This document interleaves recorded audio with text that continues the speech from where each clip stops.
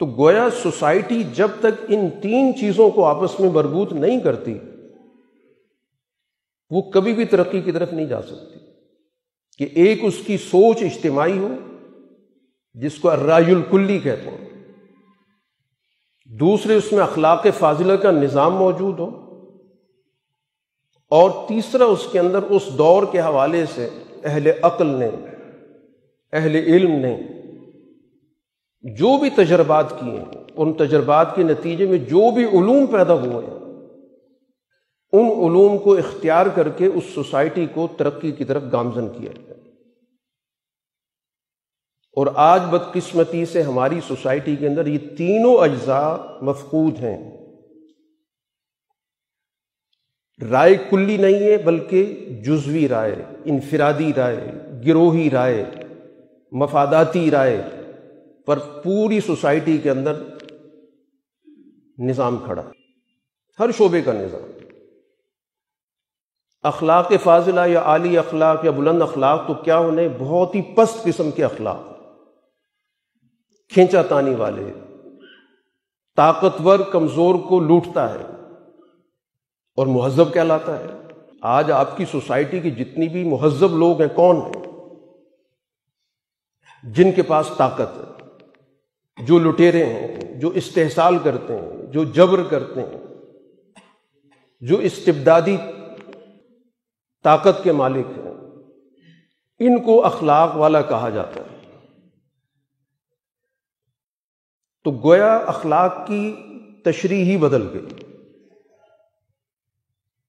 اس بنیاد پر سوسائٹی میں کسی کی کوئی عزت نہیں ہوتی کہ یہ سچا ہے، یہ دیانتدار ہے، یہ دوسروں کے حقوق کا خیال رکھتا ہے. اس بنیاد پر عزت ہوتی ہے کہ بہت بڑا لٹیرا ہے،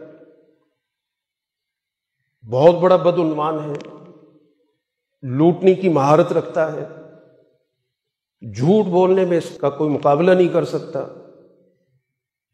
لوگوں کو زیادہ سے زیادہ بیوقوف بنانے کی اس میں صلاحیت موجود ہے. تو جس سوسائٹی کے یہ اخلاق ہوں گے تو اس سوسائٹی کے اندر زوال کے علاوہ تو کچھ نہیں ہوگا. اور اسی طرح آپ کی سوسائٹی کے اندر تجرباتی علوم موجود نہیں ہیں. آپ پوری دنیا کے اندر سائنس اور صنعت کے میدان میں کہاں کھڑے ہیں؟ کوئی شعبہ آپ کا ایسا نہیں ہے کہ جس میں آپ اپنے پاؤں پہ کھڑے ہوں. مانگے تانگے کی آپ کی معیشت ہے. علم جو پڑھایا جاتا ہے اس کی کوئی بنیاد موجود نہیں ہے، فرسودہ قسم کا سلیبس ہے. گویا پوری سوسائٹی تینوں بنیادی اصولوں سے محروم ہے. تو آج سب سے بڑی ضرورت اسی چیز کی ہے کہ ہمیں اس بات کا ادراک ہو کہ دین کس قسم کا معاشرہ چاہتا ہے، دین کن اصولوں پر ایک سسٹم بناتا ہے. ان اصولوں کا ہمیں ادراک پیدا کرنا ہے، اپنے علم کو بڑھانا ہے، اور پھر اس علم پر اپنے اندر ترقی کا عمل پیدا کرنا ہے، اس پر اپنے اندر ایک تنظیم پیدا کرنی ہے، اس پر ایک اجتماعیت پیدا کرنی ہے، اس سوسائٹی کو نکالنے کے لیے جدوجہد کرنی ہے.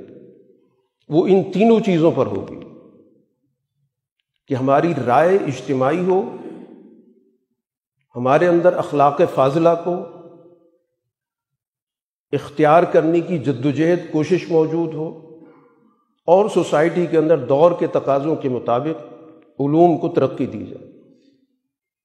یہی تین بنیادی چیزیں جن کو آج ہمیں جاننے کی ضرورت ہے، اور پھر اس سے متعلقہ جو بھی علوم ہیں ان سے ہمیں واقفیت کی ضرورت ہے. اللہ تعالی ہمیں صحیح علم و فہم عطا کرے، ہمارے عقل و شعور میں اضافہ کرے، اور ہماری سوچوں کو تنگنائیوں سے نکال کر وسعتوں کی طرف لے کے جائے.